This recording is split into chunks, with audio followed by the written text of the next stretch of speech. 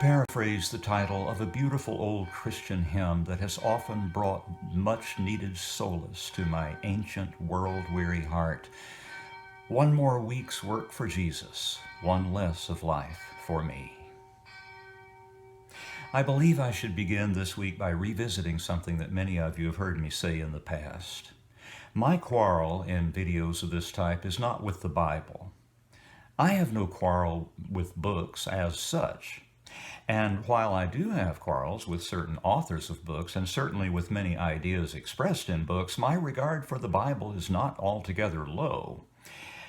Contrary to the outlandish claim that I heard during my formative years, that of a single, unified message spanning the entirety of the 66 books of the Christian version of the Bible, in reality it's such a hodgepodge that one can find in it pretty much anything one wishes to find, and I do have deep admiration, even love, for parts of it, and I cherry-pick it as eagerly as any religious fundamentalist, and possibly with greater justification. Ecclesiastes is a treasure, and I read it not infrequently, and always for the perspective that I find in it. It appears to be the only biblical book written by a non-believer, and most of its author's sentiments are consonant with my own. Many of the Psalms are beautiful and intimate and touching. The Lamentations are just amazing. Their deep sorrow carried by a current of poetic cadences that falls again and again into solemn diminuendo. And the Song of Songs is sexy as hell. My quarrel is with a good many of the Bible's readers and what they have made of it in their pig-headed orthodoxy. Every time they insist on the literal truth of every statement in it, they defile their own sacred scripture. A collection of legends, etiologies, morality tales, and aspirational poetry does not become a book of dangerous lies unless it is taught to vulnerable children as being literally true.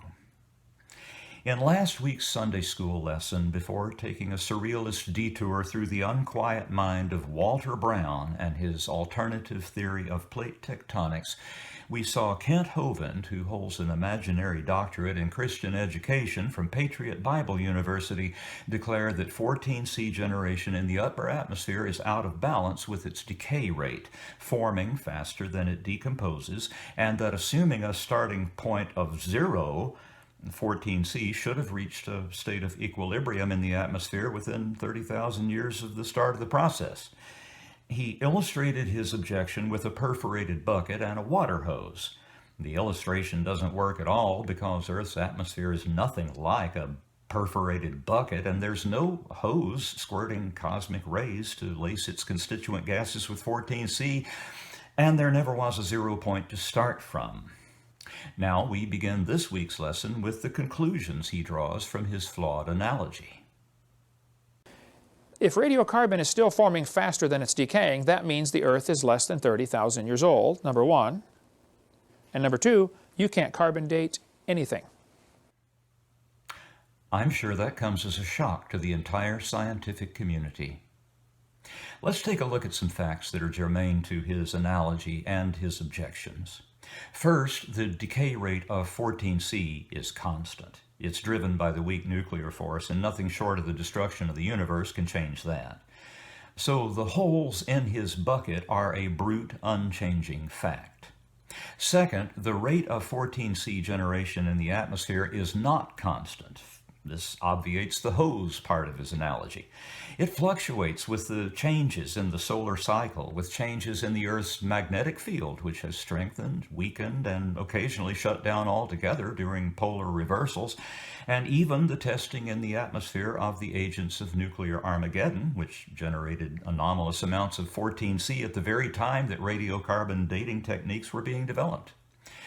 Does this mean that we cannot know what the rate of 14C generation was at any point in the past? Absolutely not. This paper from 2007 explains why. Here's one example. This is under the heading Small-Scale Atmospheric Delta 14C Anomaly, Solar Variability, and Short-Term Carbon Cycle Changes.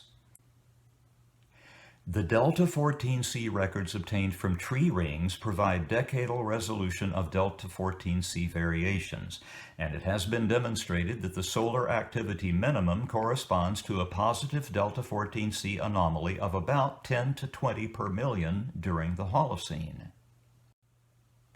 Delta 14C refers to 14C levels in the past.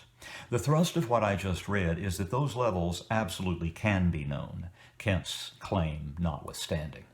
Tree rings are one example, and here's another from the same paper. Fossil corals provide an alternative archive for extending both the 14C calibration and atmospheric Delta 14C record because both 14C and 230 thorium, 234 uranium, 238 uranium ages can be obtained independently from a coral sample with high precision and high accuracy. The thorium-uranium part of that is a decay chain. In short, there are cross-checking methods available, both radiometric and otherwise. One final item. Here's a news release from Lawrence Livermore National Laboratory dated March 2, 2016. Here's the lead. Lawrence Livermore National Laboratory researchers have measured the carbon-14 isotope produced by cosmic rays in the stratosphere and found its production rate is less than most previous estimates. There's more. I'll include the link below in case you'd like to read up on their findings and their methodology.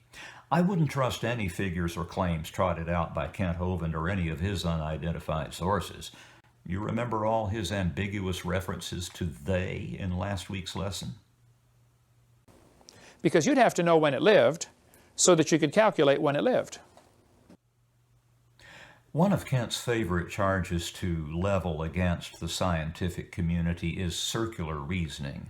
You date the rocks by the fossils and the fossils by the rocks.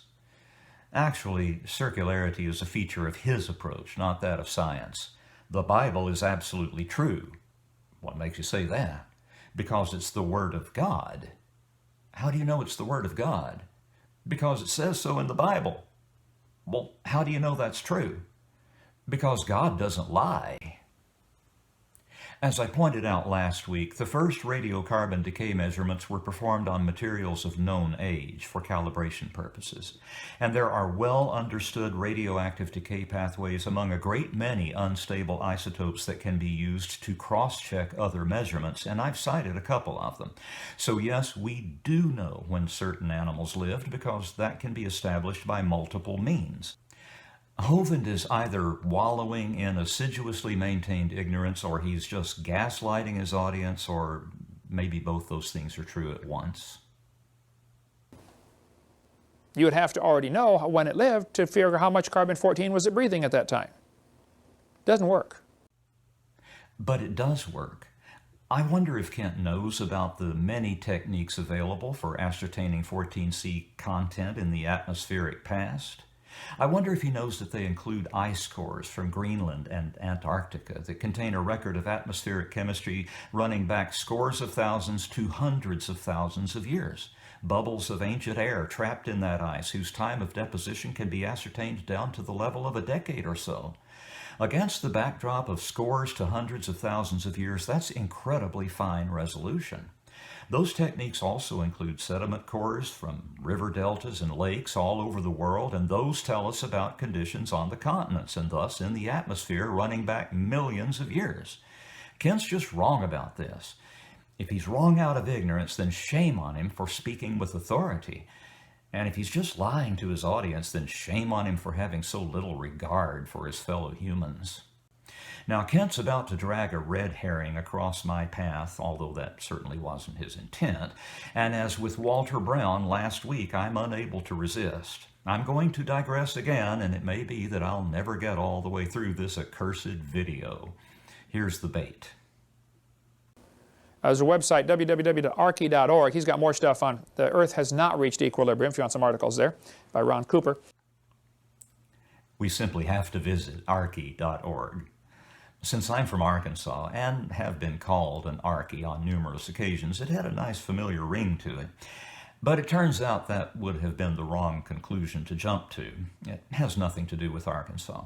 Well, except insofar as my home state, currently ranked 47th out of 50 in education, might very well be an easy mark for this pseudo-scientific bullshit. Here's what comes up. At the top, we see it credited to the Ark Foundation of Dayton, Inc. So I thought it must be more Ark propaganda in the image and likeness of Ken Ham. But ARKY turns out to be an acronym for Absolute Real Knowledge and You Getting Together. Isn't that sweet? Their raison d'etre is published on the banner to the right of that minimalist graphic. As we continue to learn more about the utterly astounding complexity of life, it becomes ever more a leap of faith to insist that life came about by blind chance processes rather than from an all-powerful, loving God. It's all about personal incredulity, isn't it? I don't understand it, so it must be divine magic. Here's my advice. Try harder to understand it. Expend a little effort, for God's sake. At the bottom of the page, there's this. Just relish this before we poke around a little. The first thing I looked for, of course, was articles by Ron Cooper, whose insights Kent seems to be drawing on. But there aren't any. I clicked on every one of these links. The only one that includes any articles at all is Apologetics, which I would not have spelled that way. Here's what that offering looks like. I clicked on every active link, and Ron Cooper wasn't the author of a single badly written one of these articles. With 3 exceptions, all of them were by Bruce Malone, who is another excellent piece of creationist work that I'd love to spend some quality time with. But that really would take me so far afield that I'd never find my way back. Here's an instructive entry in their statement of faith. We believe biblical truth first and scientific theory second, especially since science defines itself as always changing. Is that the way science defines itself? We believe good science flows from an honest understanding of biblical truth, and in questionable areas is a servant of the Bible. Sounds pretty medieval to me.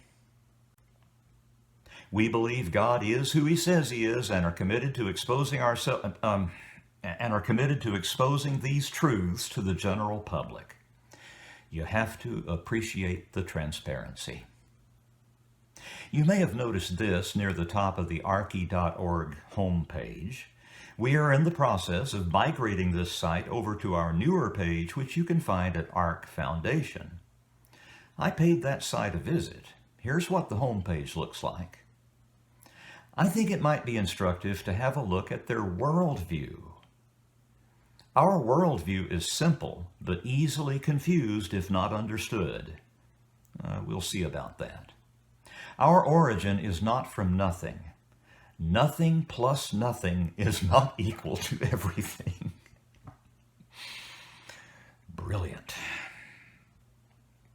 We are intelligent in varying degrees because people originated perfect and have mutated. All evidence supports the downward trend. The second law of thermodynamics confirms it. Intelligence only comes from greater intelligence. Mutated intelligence.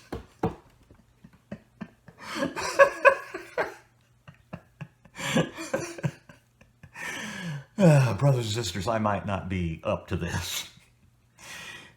Mutated intelligence has happened relatively fast, probably less than 10,000 years. Man, oh man. We went to hell in a hurry, didn't we? The human population can be shown to develop in less than 6,000 years, including wars and diseases. What the author is marshaling here is a model of population growth predicted on a doubling rate of every 100 years, which should get us to a human population of more than 8 billion miserable souls currently, from a starting point of 8 survivors on Noah's Ark 4,400 years ago. Now, it's perfectly obvious to anyone who's looked into it that the human population certainly has not doubled in size every century for the last 4 millennia, but let's go on, since he's about to get to his conclusion. Therefore, now that word right there indicates that what the author of this masterpiece has done is construct a syllogism. That means that whatever preceded that word are the premises of his argument, and it might be important to review them so that we can properly appreciate his conclusion. His first premise is that our origin is not from nothing.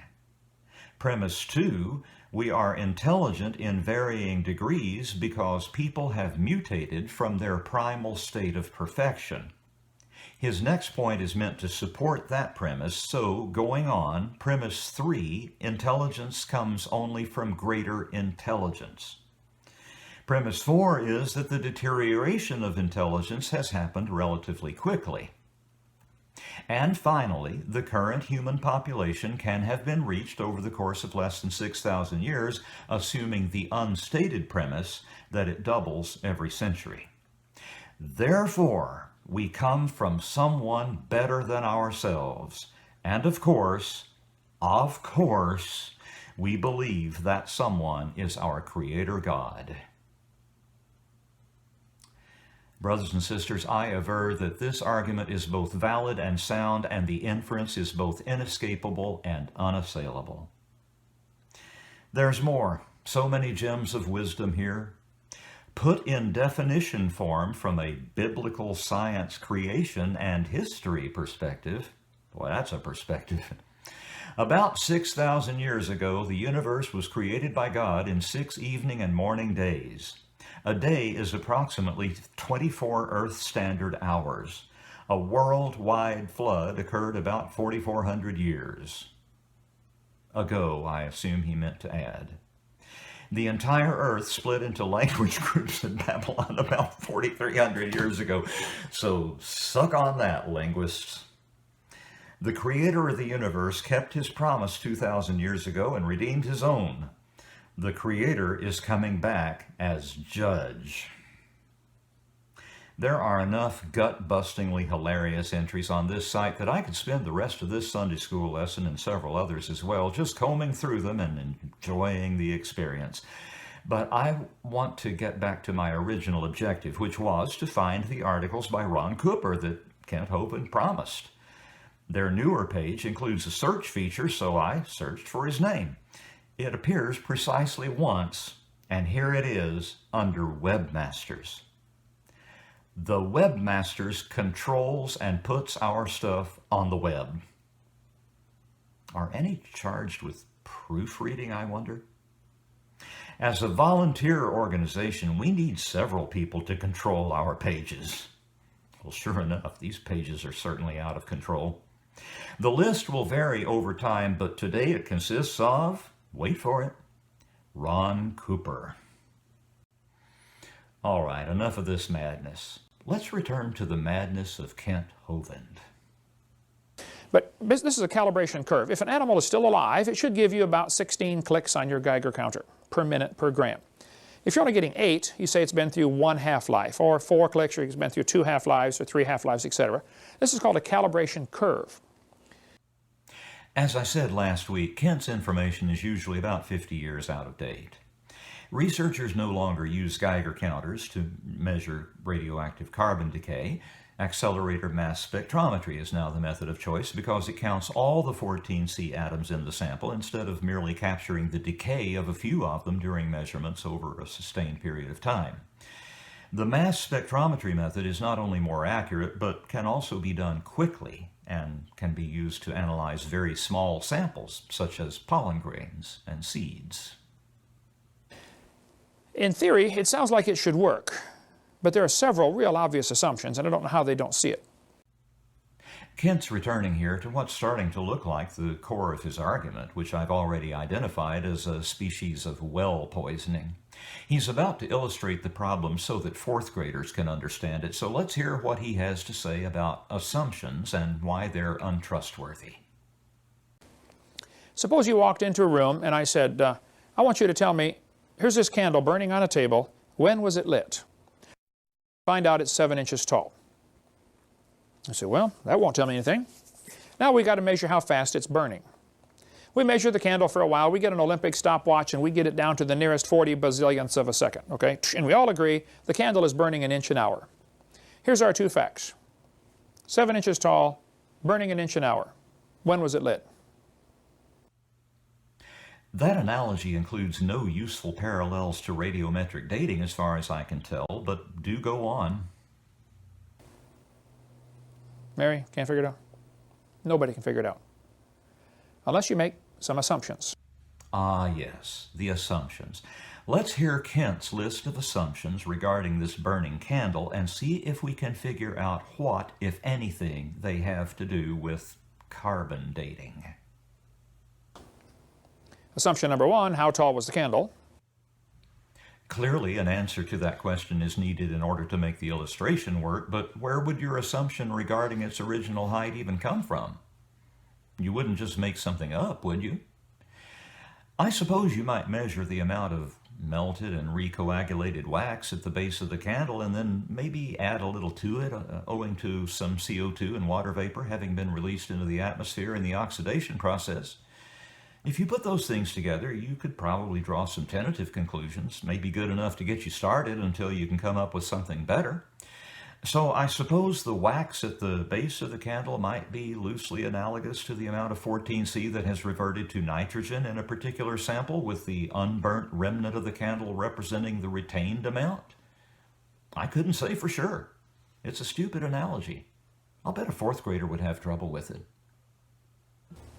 And assumption number two, has it always burned at the same rate? Well, that might very well be a legitimate question to ask about a burning candle, but it has no relevance to radioactive decay, which, owing to one of the unvarying fundamental forces of the universe, is constant. This question has no application to unstable isotopes and their decay rates and daughter products, because we already know the answer for every single one of them. Sorry. Neither of those can be known. The second of those can be and absolutely is known. The first of them can be inferred from the clues that the process has left in its wake. If you find a fossil in the dirt, the amount of carbon can be measured, the rate of decay can be determined. I don't argue with either of those. What's that you say? The rate of decay can be determined. I thought so. In other words, even you acknowledge that one of those variables in your illustration simply disappears when it comes to radiometric dating, so your candle analogy is false, and you know it. How much was in it when it lived? I don't know. Well, you can know. I've already been over that. Has it always decayed at the same rate? I don't know. Yes, you do. You just said as much. Do you even listen to the stuff that comes out of your mouth, Kent? Has it been contaminated, sitting there in the ground for all these millions of years? Fair question, and one that I can assure you is taken under consideration by every lab technician everywhere who's presented with a sample to date radiometrically. And there are plenty of techniques for identifying contamination and dealing with it so that it doesn't skew the results. Sweetie. There's no way to know those things. There absolutely is. Let me just address the assumption regarding consistent decay rates in unstable isotopes, explaining it on a fourth grade level, the standard Kent claims to have set for himself. There are 4 fundamental forces in the universe. These include 2 forces that are at work in the nucleus of atoms. One is the strong force that binds positively charged protons together, overriding the electromagnetic force that would otherwise push them apart. The other is the weak nuclear force that causes unstable isotopes to decay at consistent rates. You cannot change one of those forces without making a change in the other as well. You cannot change both of those forces without affecting the electromagnetic force. And you cannot change those three forces without destroying the universe as we know it. You can depend on the permanent operation of those forces as long as this instantiation of the universe exists. All right, remember that whacked out hydroplate theory from last week, Walt Brown's brainchild? As ridiculous as that is, it pales in risibility beside the Hovind theory. Are you acquainted with this piece of critical thinking? He's going to allude to it here, and I'll fill in some gaps in case it's new to you. Brace yourself, check it out, try to visualize it. If the Earth had a canopy of water above the atmosphere, or a canopy of ice, as we cover on Seminar 2, that would have blocked out a lot of radiation from the sun, which would have prevented most of the carbon-14 from even forming. You heard it from Kent. The Hovind theory, like the hydroplate theory of Walt Brown, is a desperate, flailing attempt to explain away certain embarrassing passages in the Bible.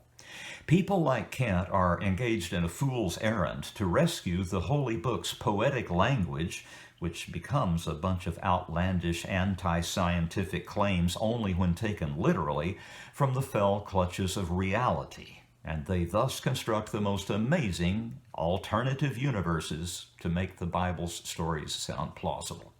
For instance, how could people have lived to be over 900 years old during that halcyon interval between the creation of the first man from the dust of the ground and the wiping out of virtually all life on earth by a global flood sent by a pissed-off sky god whose meat puppets had broken bad somewhere in Mesopotamia?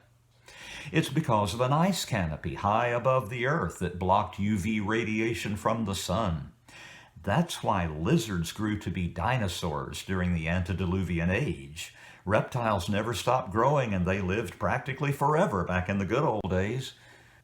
That's where at least half the floodwaters came from, that ice canopy overhead. And since it was frozen water, that's why there was an ice age that froze the mammoths immediately after the flood. That ice canopy was responsible for it. And since Kent buys into Walt Brown's hydroplate model, that means that an ice age came and went not long after the continents skidded apart at speeds approaching 100 kilometers per hour, heaving great mountain ranges skyward. Just imagine the heat that must have generated. And together with all that water gushing from the fountains of the great deep, water that must have been superheated to far above the boiling point on the surface since it was under 60 miles of Earth's lithosphere, all that raising Earth's atmospheric temperature to a level that even Venus might have aspired to had it been more ambitious. Thank the merciful creator of a trillion galaxies for that big wooden boat bobbing merrily upon the waves. In order to be a creationist, you have to ignore absolutely everything. If faith were an enviable quality, Hovind's followers would be the most enviable people on earth. The only way you can believe stuff like this is by faith. So animals that lived before the flood would have lived in a world with much less carbon-14 to begin with, maybe none, but certainly less. And when we dig up the fossil that's been buried for 4,400 years, let's say it started with 4, where today we start with 16. We dig it up 4,400 years after the flood and say, wow, here's a mammoth that got buried, and it's carbon dated. Well, we're assuming it started at 16. When we test it and find it's got 2, we're going to say, oh, it's been through 4 half-lives, when it's actually only been through 1 half-life, which is why it never works. Astonishing. What was Kent saying about assumptions? That's all he's got. And none of his assumptions point to anything real. Now at this point, Kent's going to marshal a boatload of spurious evidence to back his claim about the inaccuracy of carbon dating, and that catalog of errors is substantial enough to require a Sunday school lesson all its own. So I'm going to wrap this up for this week and go in peace to love and serve the Lord, as directed by the holy man who delivered that parting charge at the last church service I attended a few decades ago. I know that my Facebook friend, the one whose challenge set me on this wild, digressive journey in the first place, is not interested in watching the fact-checking he requested. He indicated to one of his other Facebook friends, one more nearly aligned with his own views and values, I believe, that he had given up on me, but that he was still praying for me. I appreciate that. That ought to help. Just like it helps when I occasionally reach the end of my tether and I turn my gaze up toward that corner there where a couple of walls meet the ceiling and a little spider has woven its web and is patiently awaiting its next hexapodal meal. And for old time's sake, I lift my eyes unto the hills and spill my guts to the imaginary friend I used to believe in, begging him, her, or it to visit and smite with all of Job's afflictions every mouth-breathing moron who thinks that Donald Trump was sent by that same imaginary friend to turn the United States of America into the Gilead of their fever dreams. Cthulhu help us. See you next week.